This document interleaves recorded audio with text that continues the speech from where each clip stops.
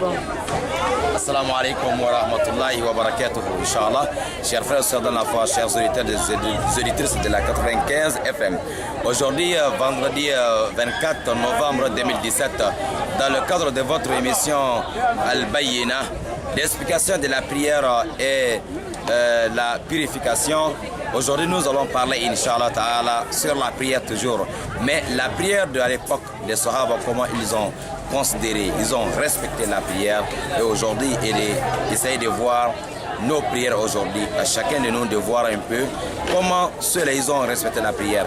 Un exemple, l'un des compagnons du prophète Mohammed alayhi salatu wassalam, en faisant la prière, il y a un oiseau qui est venu lui embrouiller dans sa prière. Jusqu'à il ne sait plus combien de unités de prière il a fait, mais il était obligé de donner son jardin parce qu'il a fait ses prières dans son jardin. Il a donné le jardin à Allah subhanahu wa ta'ala pour qu'Allah pardonne ses péchés, parce que c'est à cause de son jardin, c'est à cause de son jardin que l'oiseau est venu lui déranger dans la prière. Mais vous allez comprendre cette histoire-là dans l'émission d'aujourd'hui. Pareillement, vous allez comprendre aussi, un sahaba aussi, il était malade, mais il fallait couper, amputer les pieds. Mais comment ils ont coupé les pieds là, Inch'Allah, vous allez comprendre au cours de l'émission d'aujourd'hui. Inch'Allah, sur le plateau de Radio Nord, Libreville, Gabon, ensemble avec votre frère Abakar Siddiq Sangare, pour comprendre toutes ces histoires-là. Et ça va nous aider, chacun de nous, de encore respecter la prière. À tout à l'heure. Assalamu alaikum wa rahmatullahi wa barakatuh. أعوذ بالله من الشيطان الرجيم بسم الله الرحمن الرحيم إن الحمد لله نحمده ونستعينه ونستغفره ونستهديه ونعوذ بالله من شرور أنفسنا ومن سيئات أعمالنا من يهديه الله فلا مضل له ومن يضلل فلن تجد له وليا مرشدا وأشهد أن لا إله إلا الله وحده لا شريك له وأشهد أن محمدا عبده ورسوله اللهم صل عليه وعلى آله وأصحابه ومن تبعهم بإحسان إلى يوم الدين أما بعد أحبتي في الله السلام عليكم ورحمة الله وبركاته. Je cherche la protection d'Allah subhanahu wa ta'ala et contre le shaitan, qu'il soit maudit. Louange à Allah, Seigneur de l'univers, et que la paix et le salut d'Allah soient sur notre guide, Mohammed, ainsi que sur sa famille et ses compagnons. Chers frères et sœurs dans la foi, aujourd'hui, 24 novembre 2017, vendredi, le 6 du mois de Rabi al-Awwal de l'an 1439 de Hijrat al-Nabi sallallahu alayhi wa sallam. Dans le cadre de votre émission Al-Bayyina, toujours sur la prière et la purification, vous êtes bien connectés sur Radio Nour 95 FM pour, Inch'Allah, ensemble avec votre frère Abakar Siddiq Sangare, causer sur la purification et la prière.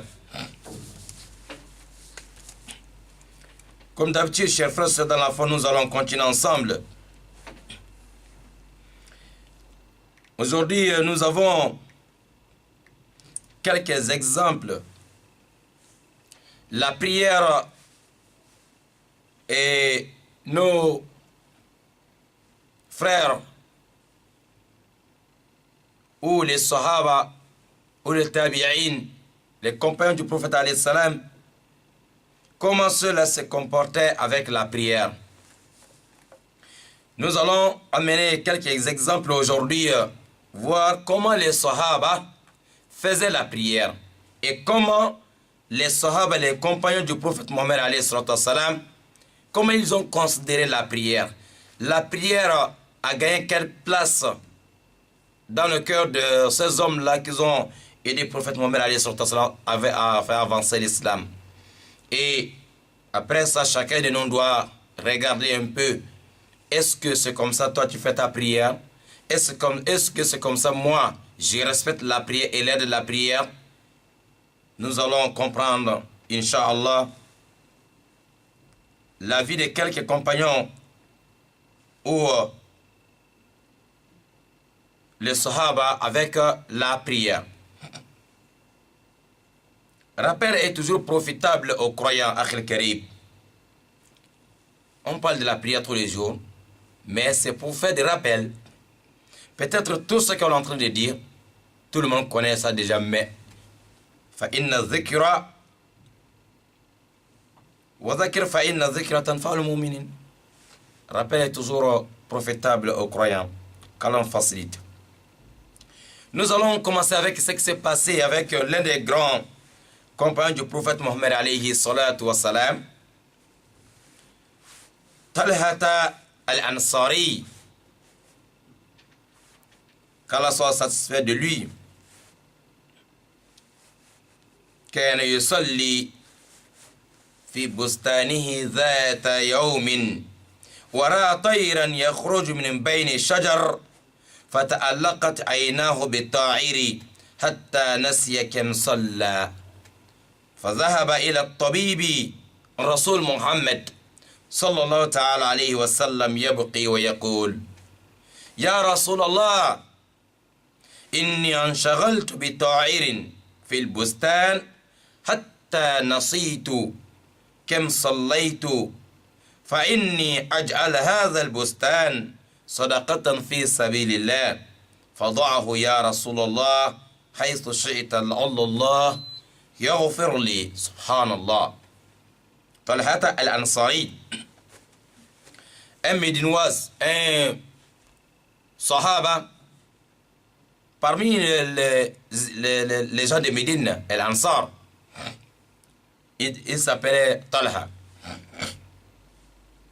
Un jour, il était dans son jardin, en train de faire la prière. Du coup, il y a un oiseau qui s'envole entre les arbres, entre les feuilles d'arbres. Talhata al-Ansari, pendant qu'il est dans la prière, l'oiseau est en train de faire les gestes devant lui. Donc, il a regardé l'oiseau, il regardait un peu les gestes qu'il est en train de faire. Automatiquement, il a oublié, il ne sait plus combien il a prié. Le nombre des unités de prière qu'il a fait, il a oublié. Il s'est occupé des gestes de l'oiseau. Ses yeux ont trahi, donc il a regardé quelques secondes seulement, il a oublié, il ne sait plus. C'est 3 rakats qu'il a fait, ou c'est 4, il ne sait plus. Comme parfois, ça nous arrive tous. Lorsqu'il a fini, il vient voir le prophète Mohammed alayhi salatu wassalam en train de pleurer. Talhata en train de pleurer parce que il s'est occupé des gestes de l'oiseau et il a oublié combien des unités de prière qu'il a fait. Il est venu en pleurant vers le médecin du cœur, Mohammed alayhi salatu wassalam. Il est venu dire: oh ya Rasulallah, voilà ce qui m'est arrivé. Et j'ai regardé l'oiseau et j'ai oublié combien de rakats j'ai fait. Donc, c'était dans mon jardin. Pour demander pardon d'Allah, pour présenter mes excuses, pour me sentir un peu allégé, Mohammed, je te demande, mon jardin là, il faut prendre tout, je donne tout dans le chantier d'Allah, je donne tout ça, la sadaqa, le monde pour Allah. Il dit à Rasulallah, tout mon jardin, je te donne à cause d'Allah, fais ce que tu peux faire avec ça, c'est maintenant, ce n'est plus pour moi, c'est pour Allah maintenant. Parce que l'oiseau était dans mon jardin, il m'a empêché de faire ma prière comme il faut. Allahu Akbar Kabira. Combien de fois nos biens nous empêchent de prier même à l'heure. Lui, il est en train de prier à l'heure.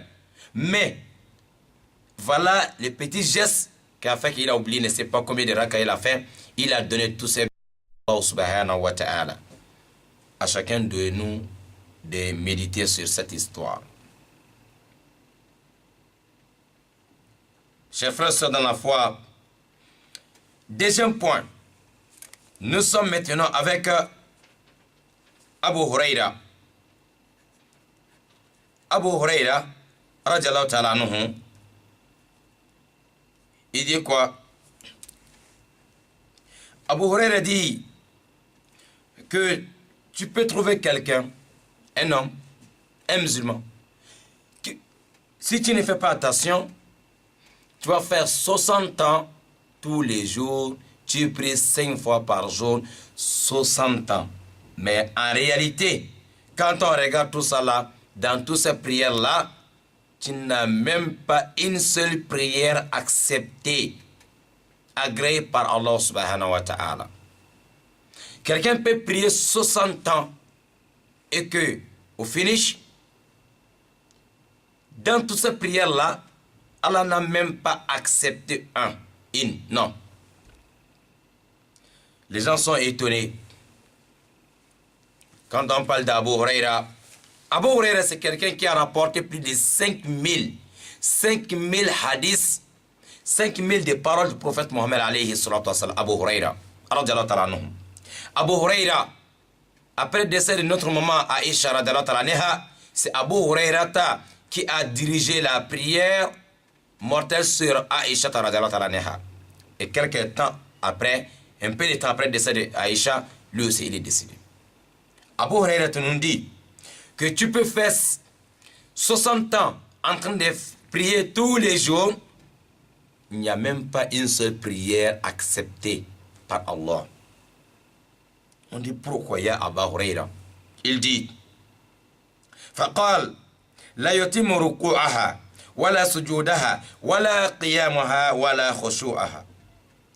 Et il a dit parce que si ta prière, le ruku c'est pas complet, sujud c'est pas complet, et aussi la crainte d'Allah, la tranquillité, il n'y a pas tout ça dans ta prière.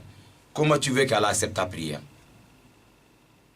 Parmi les piliers de la prière, la tranquillité est obligatoire. La tranquillité est parmi les piliers de la prière.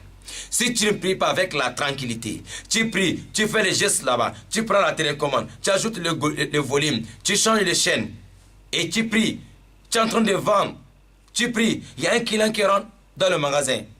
Alors, le client veut sortir, tu fais tous les gestes, tu fais à vendre, tu montres là où se trouve le marchandise que le client demande, ou bien tu fais les gestes pour demander au client, tu veux acheter quoi? Et tu es dans la prière. Alors, le client montre le doigt, voilà ça que je veux.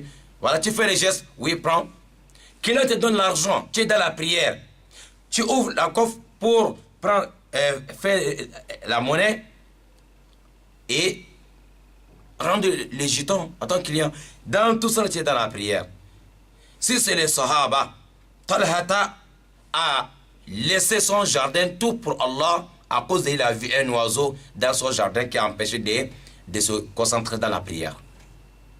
Lorsqu'on prie, il n'y a pas la tranquillité, la prière ne sera pas acceptée. C'est parmi les 14 piliers de la prière.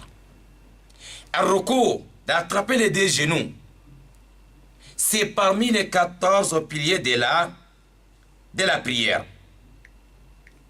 Après cela, si un recours, lorsqu'on attrape les genoux, si on ne fait pas ça bien, la prière est gaspillée.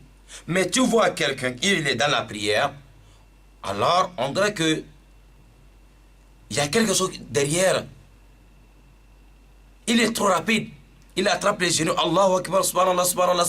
Alors, tellement qu'il est rapide. Lorsqu'il se redresse pour se mettre debout encore, tout c'est rapide et rapide. il fait le va-et-vient, le va-et-vient, ta prière ne sera pas acceptée parce que le roko, c'est parmi les 14 piliers de la prière. De se redresser de roko, c'est parmi les piliers de la prière. Sans ça, la prière ne sera pas acceptée. Si ce n'est pas bien fait, quand tu fais demi roko, c'est quoi?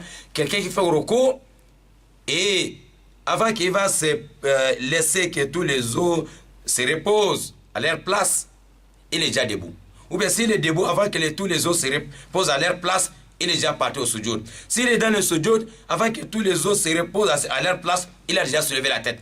Avant qu'il s'assoie correctement pour que tous les os se reposent à leur place, il a déjà fait deuxième sujoud. Il est comme ça, comme un coq en train de ramasser les coques comme un coq en train de ramasser les graines de maïs. Si ta prière c'est comme un coq en train de manger, tu fais 60 ans comme ça, ta prière ne sera pas acceptée. C'est ça que Abu Huraira a dit ici, que quelqu'un peut faire 60 ans dans la prière, une seule prière, il n'a pas ça auprès d'Allah. On pose la question pourquoi. Il dit parce que si le recours ce n'est pas bon, as-sujoud, la prosternation ce n'est pas bon, il n'y a pas la tranquillité. Et quand tu es debout, parfois tu vois les gens dans la mosquée, subhanallah, on dirait qu'il veut danser même.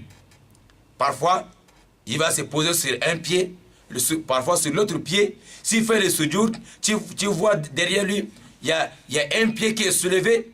Pourtant, tous les deux pieds doivent être au sol. Tu vois, il prend un pied, il balance sur l'autre pied. Parfois, après ça, là, tu veux t'approcher de la personne pour lui orienter, pour lui dire, ah mon frère, c'est comme ça. Wallah, la façon qu'il va te répondre, il va te montrer que tu es né devant lui ici. Il va te dire, c'est pas toi qui vas m'apprendre à faire la prière. Voilà. Comment tu veux que Allah accepte ta prière? Pourtant, tu fais une prière qu'on ne t'a pas recommandée. C'est Allah qui va te payer. Fais comme Allah t'a demandé de faire. Voilà ce qu'Abu Huraira dit ici. Chers frères, c'est dans la foi. Troisième point. ويقول سيدنا عمر بن الخطاب رضي الله تعالى عنه إن الرجل لا يشيب في الإسلام ولم يكمل لله ركعة واحدة. Omar disait que quelqu'un peut grandir jusqu'à avoir l'âge de vieillesse, il est vieil, mais il n'a même pas parachevé, accomplir un seul raka. Omar n'a pas dit une seule prière, un seul raka. Il dit quelqu'un peut commencer depuis jeune jusqu'à devenir avec les cheveux blancs à gauche à droite, mais une seule raka, il n'a pas fait ça pour Allah. Pourtant, il prie tous les jours. On pose la question à Omar, pourquoi? Ya Amir al-Mouminin, il a dit la même chose comme Abu Huraira disait. Il a dit, tous les gens qui prient et qu'au recours, lorsqu'il attrape les genoux, il ne fait pas ça bien, ou bien lorsqu'il fait la prosternation à sujoud, il n'est pas tranquille, il fait tout vite. Il dit que cette personne, lorsqu'un recours n'est pas bon, un sujoud n'est pas bon, alors raka, unité de la prière ne sera pas bon. Que si c'est ça comme ça, toute ta prière pendant 100 ans, une prière c'est beaucoup, un seul raka ne sera pas accepté. Parce que ce Dieu c'est pas bien fait. C'est parmi les piliers de la prière. Un recours c'est pas bien fait. C'est parmi les piliers de la prière. Lorsqu'Allah dit dans Sourate Al-Ma'un, Fawailun lil musallina allazina hum an salatihim sahun. Il dit malheur à ceux-là qui prient. On dit pour qui? Les gens qui négligent la prière. On pose la question à prophète Mohammed alayhi salam, les sahaba. Allah s'adresse à qui ici? Prophète alayhi salam. C'est les gens qui prient comme un coq en train de ramasser les graines de maïs. C'est-à-dire, un recours, c'est pas bien fait, c'est toujours pressé.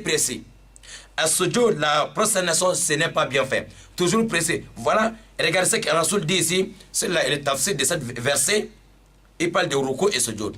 Abu Huraira a dit quelqu'un peut faire 60 ans, sa prière ne sera pas acceptée, parce qu'un recours, sujoud, si ce n'est pas bon, ta prière ne sera pas acceptée. Donc, la parole d'Abu Huraira ici, et la parole de Rasoul ici, et la parole d'Allah dans le Coran ici, tout c'est pareil. Et c'est la même chose qu'Omar dit, que tu peux vieillir dans la prière, tu n'as même pas un seul raka auprès d'Allah subhanahu wa ta'ala, parce que recours et sujoud, c'est toujours mal fait. Voilà, chers frères dans la foi, à chacun de nous, de regarder un peu la prière qu'on fait, si c'est ça que Allah a recommandé. Et nous allons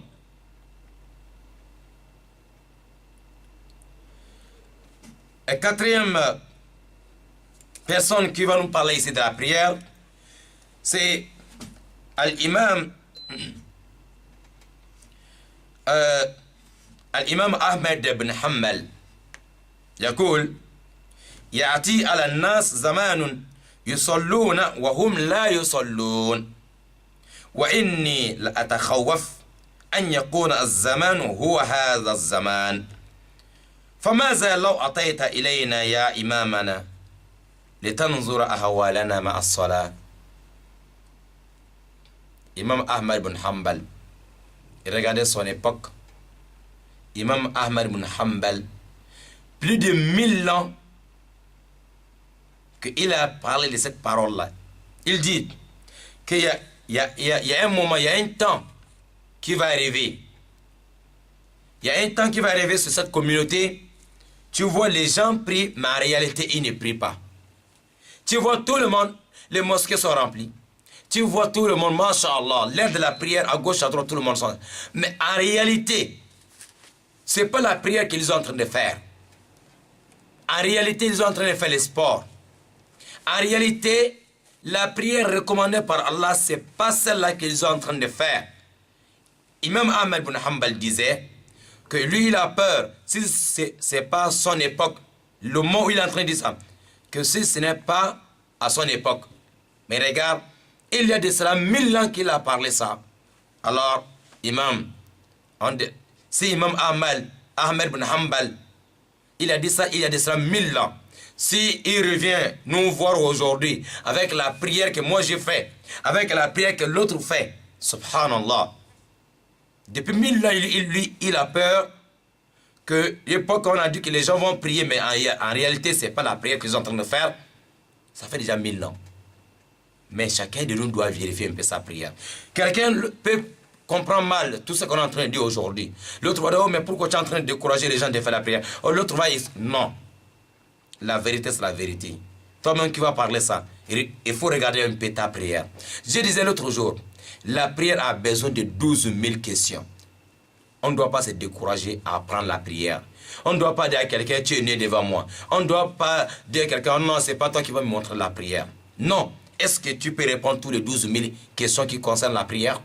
Si ta réponse est non, alors si quelqu'un te dit un jour, c'est comme ça, il faut accepter d'écouter l'autre, car on facilite la bonne compréhension. Le but, ce n'est pas pour décourager quelqu'un, mais c'est pour nous dire de vérifier encore nos prières. Car au jour de la résurrection, premier jugement, premier dossier à vérifier, c'est la prière. فإن صلحت صلح جميع أعماله وإن فسدت فسد جميع أعماله. Si la prière elle est bonne au jour de la résurrection, toutes tes œuvres sont bonnes. Et si elle est mauvaise, tout ce qui t'a fait c'est mauvais. Donc on ne doit pas jouer avec ça. On ne doit pas caresser les mots parfois. Donc à chacun de nous de vérifier un peu leur prière. Oui.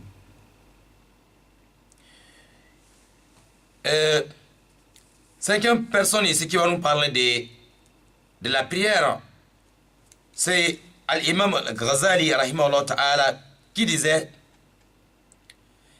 qu'il y a des gens, il y a des personnes qui font une prosternation pour Allah, un sujoud pour Allah, met le front au sol pour Allah, parce que c'est un endroit et que tu es proche d'Allah plus que chaque moment. Plus que jamais, lorsque tu fais un sujoud, mets le front au sol, Wallahi, tu es proche d'Allah subhanahu wa ta'ala.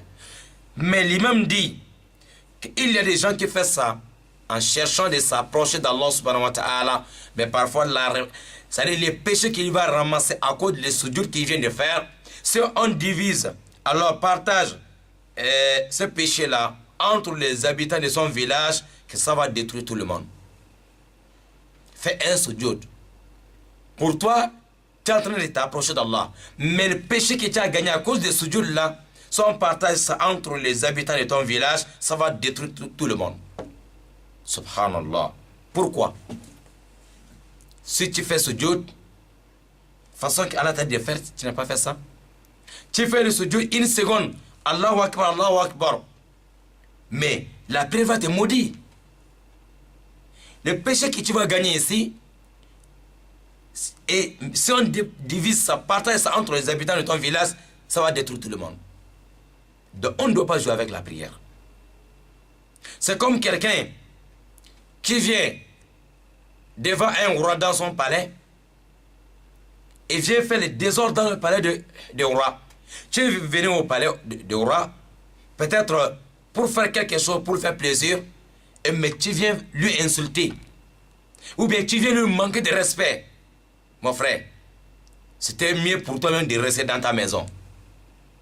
C'est ça. Quand tu t'approches d'Allah subhanahu wa ta'ala, lorsque tu mets le front au sol, ma soeur, mon frère, il faut savoir que tu es proche d'Allah subhanahu wa ta'ala plus que jamais. Là-bas, il faut faire très très attention de ne pas provoquer la colère d'Allah subhanahu wa ta'ala parce que tu es proche d'Allah. Il faut éviter de manquer de respect à Allah à cet endroit-là. C'est pour se dire que le péché que beaucoup de gens peuvent ramasser ici, si on divise ça entre les habitants de son village, ça va détruire tout le monde. Ton créateur, tu es juste à côté de lui, tu lui manques de respect. Celui qui te donne à manger, à boire, celui qui te donne la vie, et celui qui te donne le souffle, et tu es proche de lui, tu fais les soudures comme un coq en train de ramasser les graines de maïs. Quel manque de respect vis-à-vis devant ton Seigneur, à côté de ton Seigneur. Oui, toujours on est à côté d'Allah. Mais lorsqu'on est dans le sujoud, il ne faut pas manquer de respect à Allah subhanahu wa ta'ala. Si tu fais bien, la récompense que tu vas gagner là-bas, c'est Allah seul qui connaît. Mais tu fais mal, tu manques de respect dans le sujoud. Mon frère, il m'a dit, il faut faire très attention. Tu cherches la récompense, parfois c'est autre chose que tu vas ramasser là-bas. Chers frères, ça dans la foi, on a posé la question à Imam al-Ghazali que pourquoi tu dis qu'il y a quelqu'un qui peut faire un sujoud, il va ramasser, il peut avoir beaucoup de péchés au lieu de récompenses. Imam dit, je dis cela pourquoi yasjudu bi ra'sihi bayna wa huwa munshagilun bil-lahwi والمعاصي والشهوات وحب الدنيا فأي سجدة هذه. Il dit, c'est les gens qui viennent mettre sa tête est là, le front est au sol, mais son cœur est concentré et occupé d'autre chose. La tête est là, tu vois la tête, mais son cœur est ailleurs. C'est en Amérique, c'est en Arabie Saoudite, c'est au Mali. Lui-même n'est pas là. Il est dans les sujoud, il est en train de faire le calcul. Attends, le client qui vient de sortir, j'espère qu'il n'a pas parti avec ma monnaie. Attends, la facture que j'ai fait là, j'espère que je n'ai pas fait erreur. Il est dans la prière. Encore plus grave que ça. Les gens qui sont dans la prière, alors, ils cherchent à regarder les haram. Ils cherchent à penser les haram. Ou bien, la personne est dans la prière, il est dans le sujoud, devant son créateur, mais c'est que dans sa tête, après la prière, j'ai un rendez-vous. Quel rendez-vous qu'il a? C'est pour aller pécher Allah, pour aller désobéir Allah subhanahu wa ta'ala. Chaque adoration que tu fais, et dans ton cœur, je vais finir et je vais aller faire quelque chose. La chose que tu vas aller faire, si c'est pour désobéir Allah subhanahu wa ta'ala, l'adoration que tu es en train de faire, ça va te maudire. Comme dans le mois de Ramadan, tu trouves quelqu'un, qu'Allah en préserve, un fornicateur qui va appeler peut-être sa personne pour dire, ah voilà, notre mois de carême est venu, hein, c'est comme ça il dit, notre mois de carême est venu, voilà, donc il faut attendre d'abord 30 jours, après tu vas venir, sinon dans le mois de carême on ne doit pas faire des choses comme ça, donc il faut rester d'abord chez toi. Après Ramadan, il va venir. Donc lui, il n'a pas pris l'intention de se repentir envers Allah, mais il prend le rendez-vous avec sa personne pour dire, attends, je vais finir de faire l'adoration. Quand j'ai fini, et tu viens, on va continuer à désobéir Allah. Le mois de Ramadan que tu vas faire là, tu penses que tes péchés seront pardonnés. parce que tu es toujours prêt, après Ramadan, de continuer dans les désordres. Ramadan est venu pour que tous tes péchés soient pardonnés, pour que tu vas te repentir envers Allah, demander pardon d'Allah sur tout ce que tu as fait. Mais tu as l'intention pour dire Allah, après Ramadan, je vais encore continuer. C'est comme quelqu'un qui est en train de faire une prière et dans sa tête, après cette prière, je dois aller à tel endroit. Là où il va aller, c'est pour aller faire des péchés. La prière là, les péchés que tu vas ramasser là-bas sont divisés, ça partage ça entre les habitants de ton village, ça va détruire tout le monde. Faut pas qu'on joue avec l'islam. Faut pas qu'on joue parce que je suis musulman, je suis musulman. Non, ça ne s'arrête pas là-bas. Ça ne se limite pas là. Faut qu'on fasse très attention avec la prière. Chers frères, c'est dans la foi. On demandera toujours de nous faciliter la bonne compréhension. Parce que si ce n'est pas bien compris, toujours on va avoir les problèmes. Et on va écouter ce qu'on va ajouter ici comme 6e point. C'est une question que je dois me poser, cette question. Et chacun de vous aussi doit se poser cette question. Et chacun de nous doit trouver sa propre réponse. C'est quoi? C'est-à-dire, est-ce que, façon que je suis pressé pour aller à un rendez-vous, ou bien, chaque fois que je suis pressé pour arriver au travail à l'heure, est-ce que si c'est la prière, je suis pressé comme ça? Est-ce que si c'est la prière, je suis pressé pour arriver à la mosquée vite? Est-ce que je suis pressé pour arriver à la maison, pour finir le travail vite? Pour dire que l'heure de la prière arrive, il faut que je termine ça vite avant l'heure de la prière. Est-ce que j'ai le programme là? Chacun de nous doit se poser à cette question. Façon que tu es pressé, tu as peur que tu arrives à ton lieu de travail en retard de 5 minutes. Est-ce que c'est la même chose avec Allah? Est-ce que c'est la même chose avec la mosquée? Est-ce que c'est la même chose avec la prière? Que tu ne veux pas arriver, tu ne veux pas prier en retard, tellement que j'ai peur de mon patron. Est-ce que j'ai peur d'Allah subhanahu wa ta'ala? Si j'arrive au travail en retard, on va me sanctionner. Est-ce que j'ai peur de la sanction d'Allah subhanahu wa ta'ala si je fais la prière en retard? Chacun de nous doit se poser cette question. Mon frère, si c'est le contraire, il faut qu'on doit revoir encore les choses. Mais si la réponse est positive, que oui, que chaque fois on a un programme, chaque fois on cherche à tout prix à prier à l'heure, arriver à la maison vite, ou arriver à la mosquée vite, ou terminer le travail avant l'heure de la prière. Si c'est comme ça dans ta vie, masha'Allah, alhamdulillah.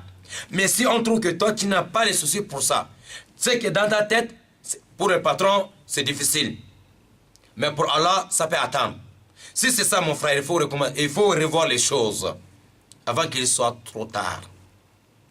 Parce qu'après la mort, on ne peut plus corriger ça. Si dans ma vie, je n'ai pas de programme, je ne me précipite pas pour l'adoration d'Allah. Mais si c'est pour les créatures d'Allah, j'ai peur, je commence à trembler devant X ou Y, mais devant Allah, non, ça va attendre. On peut aller faire en gros à la maison. Hein. Après le travail, hein, après le bleu, hein, on peut aller faire. Donc la prière, non, ça peut attendre. Mais pour le patron, ça n'attend pas. Est-ce que ton patron peut te laisser tous les jours, tu viens en retard? Celui qui t'a créé, celui qui doit t'attendre. Chacun de nous doit trouver sa propre réponse. Chacun de nous connaît ce qu'il fait, en public comme en privé. Akhil Karim. Voilà. Et 7e conseil ici.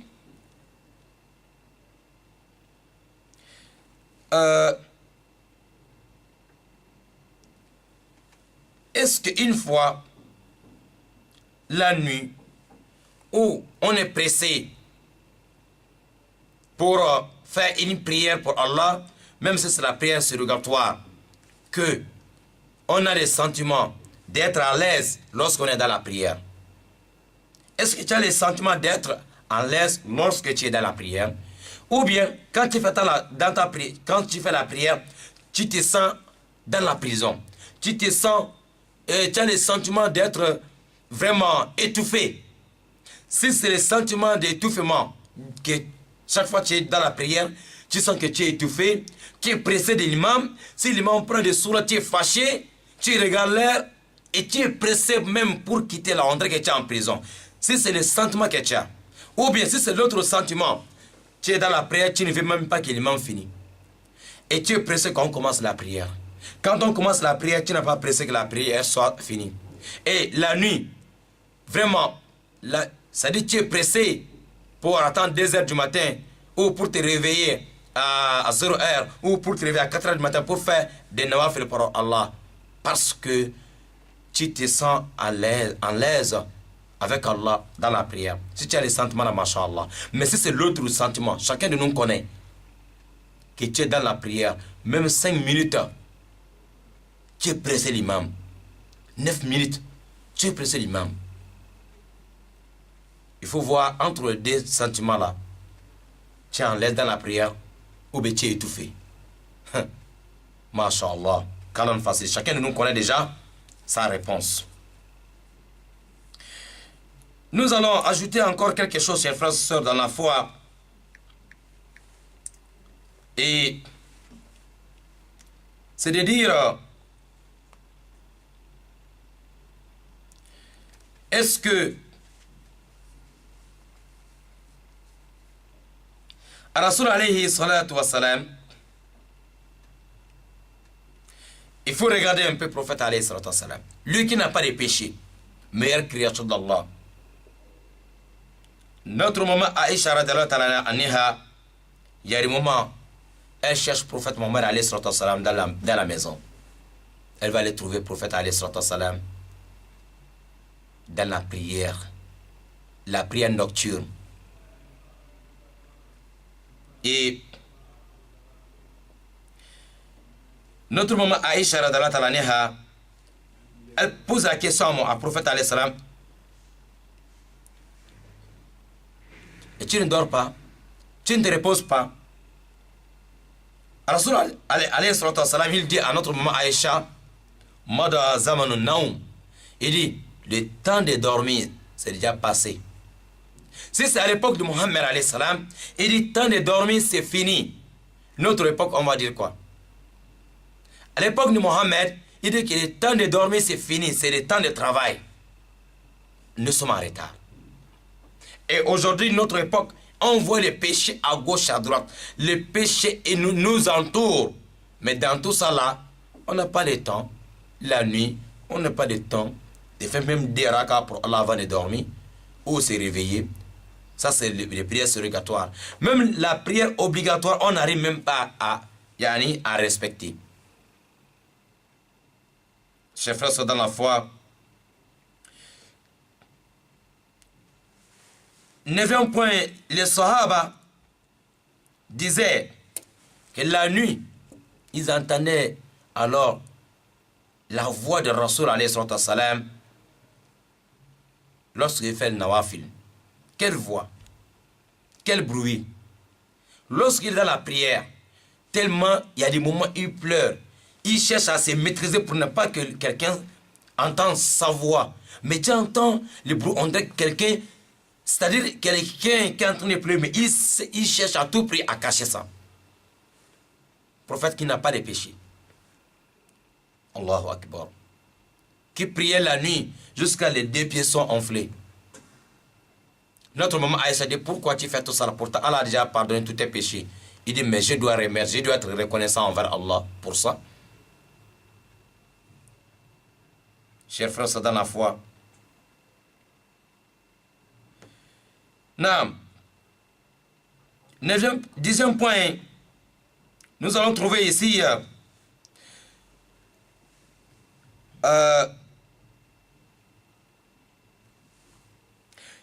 les Sahaba disaient, les gens disaient que quand tu vois Sufyan al-Thawri, dans la prière, tu vas dire que Yamout al-An, tu vas dire que non, là, c'est la mort. Il va mourir. Tellement tu le vois, la crainte d'Allah, tout le corps en train de trembler lorsqu'il rentre dans la prière. C'est-à-dire, ce que tu vois sur lui, toi-même, tu vas avoir pitié de lui. Tu vas dire, là, avant qu'il va finir la prière, là, non, il va mourir. La crainte d'Allah, la tranquillité. On dirait qu'il va couper même le souffle. Sofiane As-Saouri, dans la prière. Mon frère, ma soeur, si c'est comme ça nos prières. Regardez un peu. Urwata ibn Zubayr. Écoutez un peu, yani Urwata ibn Zubayr. Cette histoire. Urwata ibn Zubayr, c'est l'enfant de Asma, l'enfant de la grand-sœur de Aïcha radhiyallahu anha. Et il était malade. Il a été touché par une maladie qu'on appelle Sarton, yani le cancer. Une maladie qu'Allah en préserve, qu'Allah donne la santé à tous ceux-là qui sont touchés par cette maladie, qui parfois qui bouffent même. C'est-à-dire, il faut amputer les pieds, il faut couper une partie du corps. On a dit à Urwa, là ton pied, il faut qu'on coupe, il faut qu'on va amputer, sinon, maladie, ça va continuer à bouffer les pieds. Mais à l'époque, imagine, il y a de cela plus de 1400 ou plus de 1000 ans. La médecine, ce n'était pas trop développé comme aujourd'hui. Pour amputer maintenant les pieds, pour couper les pieds là, il faut faire comment?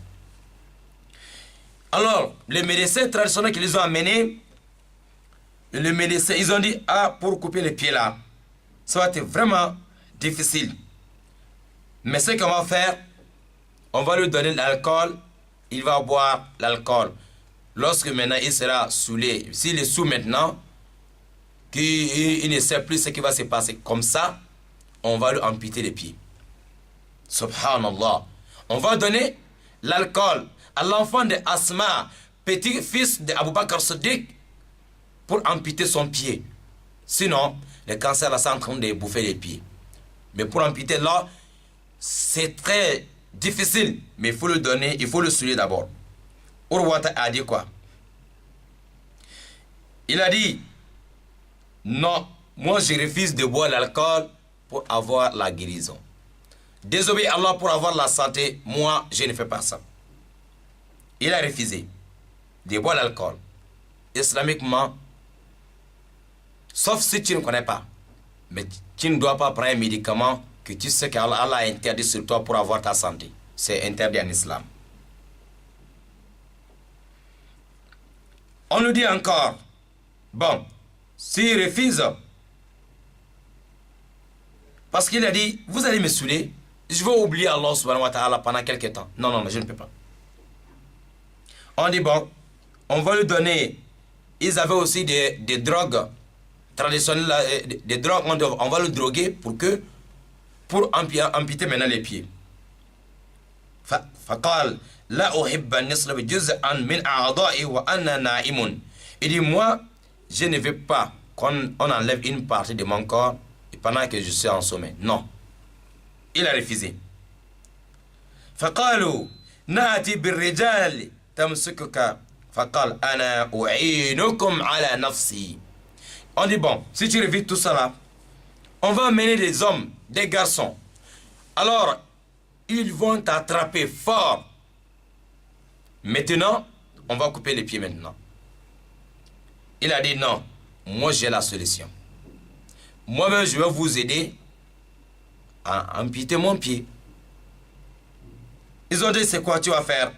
Il a dit, ils ont dit, tu ne peux pas faire ça. Il dit, non, je peux faire ça. Je peux vous aider. On dit, mais pour enlever les pieds, toi, tu peux nous aider comment? Il a dit, ce qu'on va faire, Inch'Allah, après une petite transition, lillahi rabbil alamin, wa salatu wa salam ala al-mursalin, ala sayyidina Muhammad wa alihi wa sahbihi wa sallam tasliman kathir, Inch'Allah. Après la transition, merci beaucoup, Cheikh Abdelrazak. Nous allons continuer, il nous reste 10 minutes, Inch'Allah. Et on disait que Urwata Zubayr, lui, pour maintenant, à cause du cancer qui avait touché son pied, pour amputer, pour enlever les pieds coupés, on a proposé la drogue, il dit non. On a proposé l'alcool pour qu'il soit souple avant d'enlever les pieds. Il dit, moi-même, je peux vous aider à faire cela. On dit, pourquoi? Il dit, non. Attendez-moi, lorsque je vais rentrer dans la prière, je vais faire les ablutions, j'ai fait la prière. Et regardez-moi bien, si j'arrive au niveau des sujoud, si je mets mon front au sol, appelez maintenant les médecins. Maintenant, dès que je mets mon front au sol, là, vous pouvez faire tout ce que vous voulez. Moi, je n'ai pas un autre sentiment. Parce que je suis concentré avec Allah. Tout ce que vous allez faire avec mon pied, si c'est tous les deux pieds que vous allez couper, ça ne me regarde pas. Parce que je n'ai pas le sentiment de quelque chose qui va se passer sur mon corps. Allahu Akbar Kabira. Les gens sont étonnés. Roi Ibn Zubayr, lorsqu'il fait sujoud, le médecin est venu. Dès qu'il est venu dans le sujoud, ils ont amené le médecin est venu avec la scie. Ils ont coupé un peu jusqu'à la fin. Ils ont enlevé les pieds de Urwata ibn Zubayr, petit-fils d'Abu Bakr Siddiq radiallahu ta'ala anhu. On a coupé les pieds dans la prière. Il n'a pas bougé, rien. Il n'a rien senti. C'est plus que la drogue, plus que l'alcool qu'on avait proposé.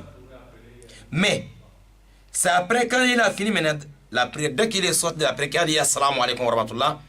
C'est là la douleur a fait tomber maintenant au roi. Mais le moment où il est dans la prière, il n'a rien senti. Akhir Karim, on doit vérifier encore nos prières. Et quand on a levé ça, subhanallah, il se réveille. Quand il s'est réveillé, il dit La ilaha illallah, raditu billahi rabba, wa bil islam dina, wa bi muhammadin nabiyyan wa rasula. Oui, il dit j'accepte Allah comme Seigneur et j'accepte l'islam comme ma religion et j'accepte Mohammed comme mon prophète et mon messager. Voilà ce qu'il a dit après qu'on a levé son pied. Urwa ibn Zubayr. Après, il a pris la connaissance tellement la douleur. Il a fini, il a connu alhamdulillah. Les sahaba, tout le monde sont. Il y a quelqu'un qui lui dit, il y a Urwa, ton pied est déjà parti dans le paradis avant toi. Tellement il était content d'avoir entendu ce mot-là de la bouche de cet homme, ce mot positif. Pour dire, Urwa, ton pied est déjà parti dans le paradis avant toi. Allahu Akbar Kabira. On a posé la question à Hatim, à Hatim al-Asam. On dit, pourquoi, quand tu fais la prière, on te voit vraiment en train de trembler de la crainte d'Allah? Il dit, parce que chaque fois que je fais la prière, j'imagine, je vois déjà le Kaaba devant moi. C'est ça que j'imagine et ça me donne la force de me concentrer et de méditer lorsque je fais la prière. Voilà. C'est comme ça qu'on doit faire la prière, chers frères et sœurs dans la foi.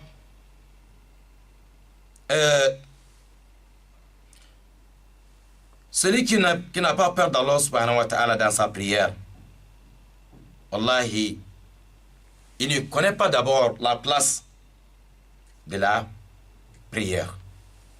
On demande à Allah, le Très-Haut, de nous faciliter et de nous pardonner et de nous guider et dans le droit chemin.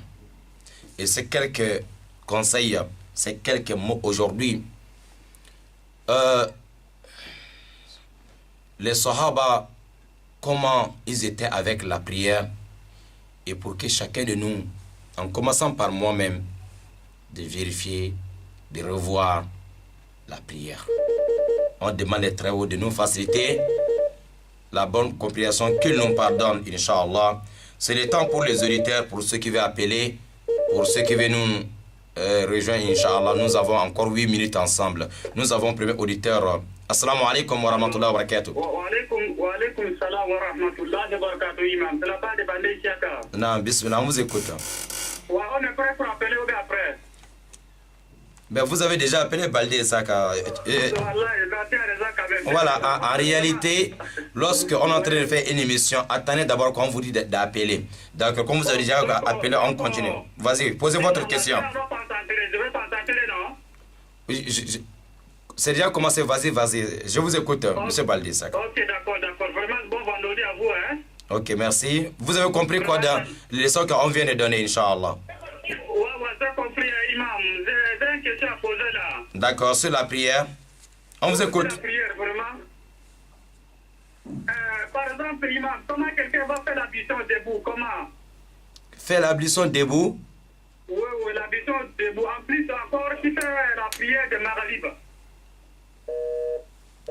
Ah, M. Baldé Saka, je n'ai rien compris de la question. Faire l'ablution debout, faire la prière de Maghrib. Essayez de rappeler pour expliquer bien, Inch'Allah Ta'ala. Voilà, donc, chers auditeurs, nous avons encore 5 minutes ensemble. Voilà, vous avez 88-17 qui passe bien. Voilà, 88-17 pour tout ce qu'on vient de dire, Inch'Allah Ta'ala. Ou si vous avez quelque chose ou des questions sur la prière. 88-17, Inch'Allah. Donc, les restes 5 minutes qu'on a ensemble, donc on va vous donner ça, Inch'Allah. Voilà, donc, c'était ça. La prière de ceux-là qui sont passés avant nous.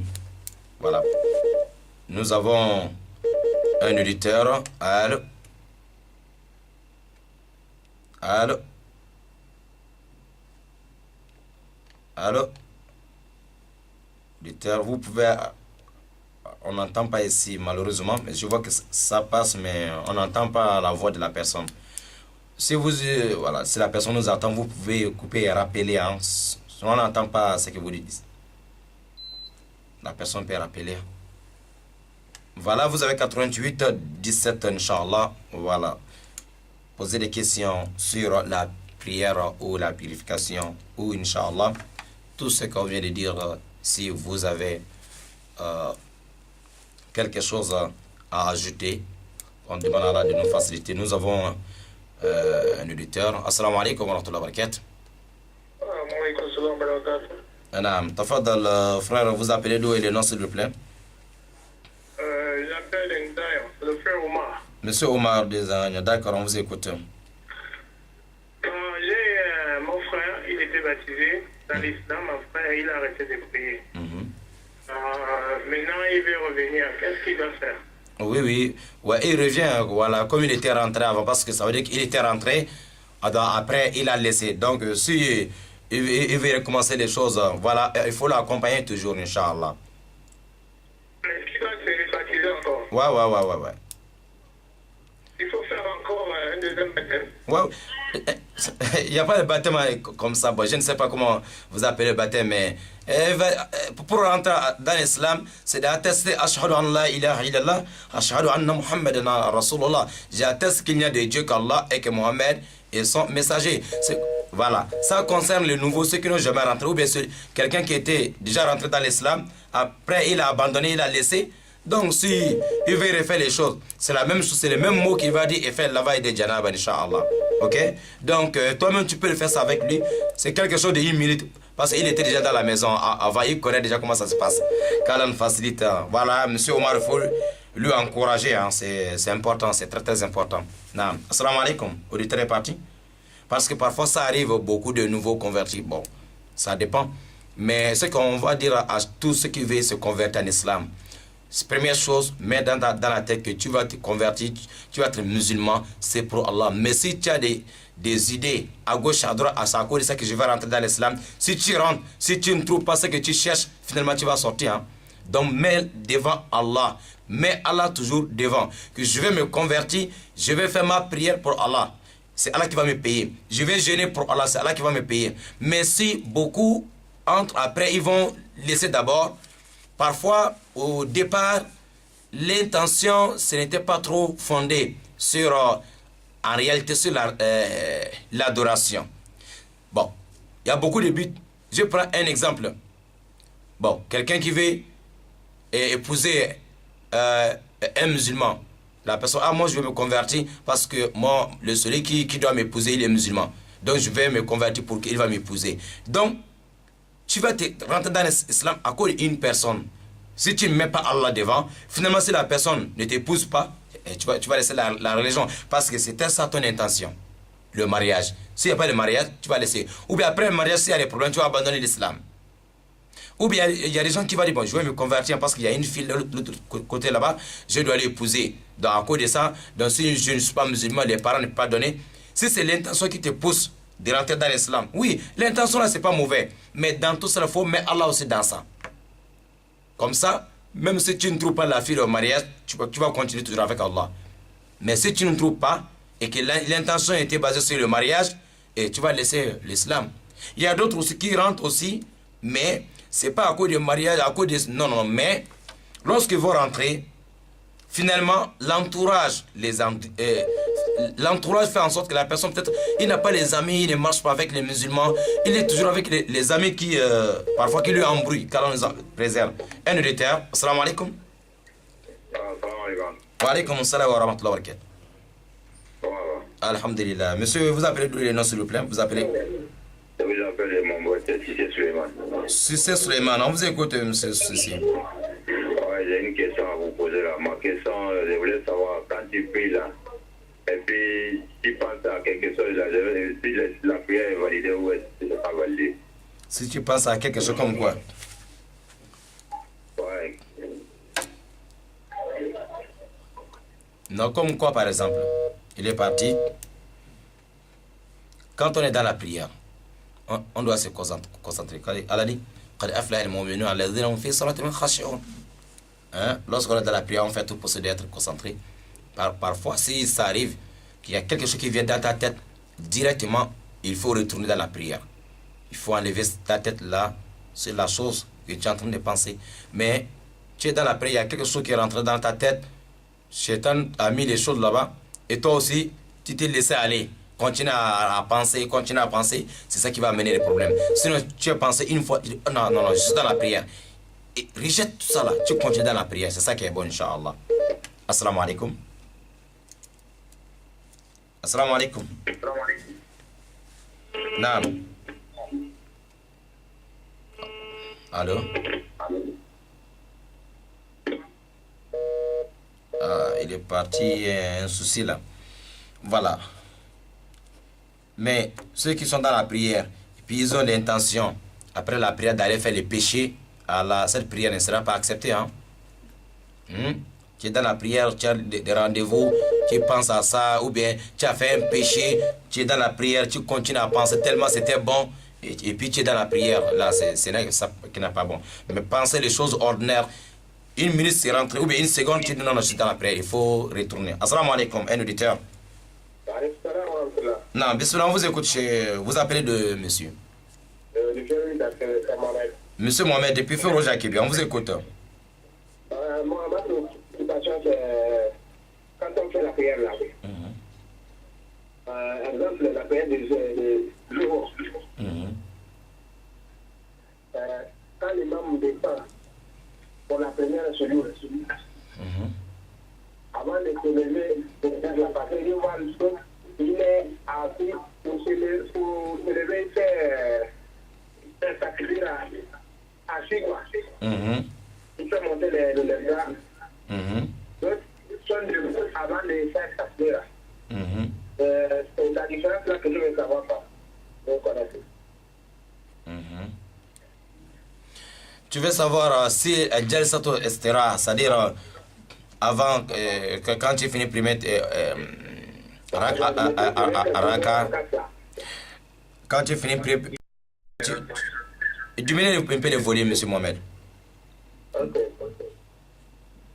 Quand tu finis de faire primaire Raka, lorsque tu veux te mettre debout pour deuxième Raka, tu veux dire que tu vois les gens qui restent un peu, qui se reposent un peu avant de se mettre debout encore.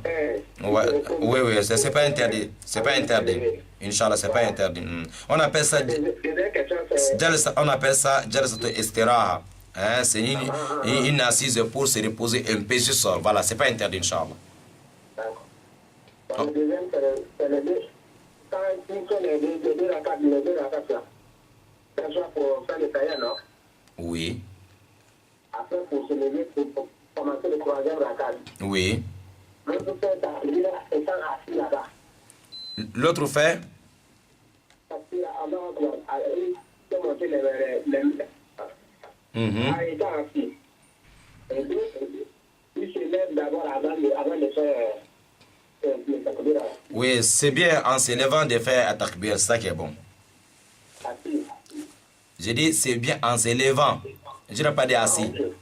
Ok. Voilà. Merci beaucoup. Inch'Allah, qu'Allah nous facilite.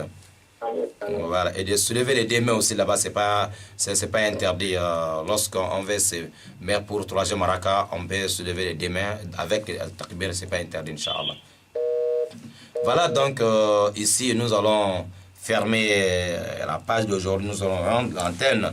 Bi'iznillahi ta'ala, si Allah nous facilite, demain samedi 11h à midi, nous avons l'histoire des Sahaba, les compagnons.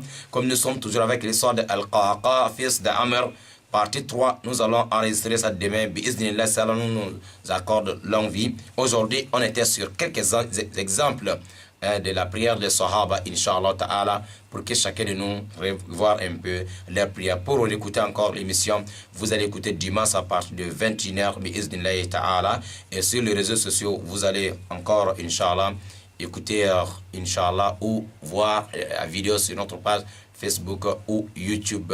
Imam Sangaré. À la réalisation, nous avons Abdou Razak.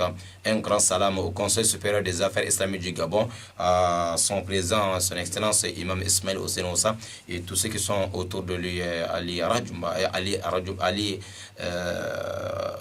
Akbar Onanga, son excellence, Inch'Allah. Merci à notre DG de la radio et télénord, M. Issa Abesselo, et tous ceux qui sont autour de lui. Wa haza wa akhiru da'wan alhamdulillahi rabbil alamin.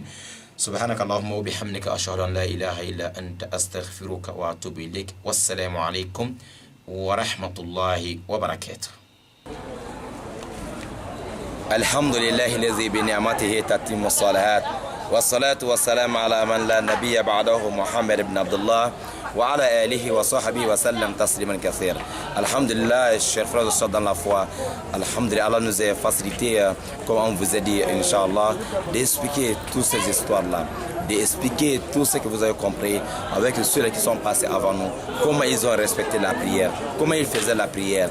À chacun de nous aujourd'hui de voir et de corriger les erreurs qui sont dans la prière. Qu'Allah nous facilite, Inch'Allah. Vendredi prochain, sur votre radio, Radio Nour du Gabon Libreville, votre émission toujours Al-Bayina, qu'Allah nous facilite. Wassalamu alaikum wa rahmatullahi wa barakatuh.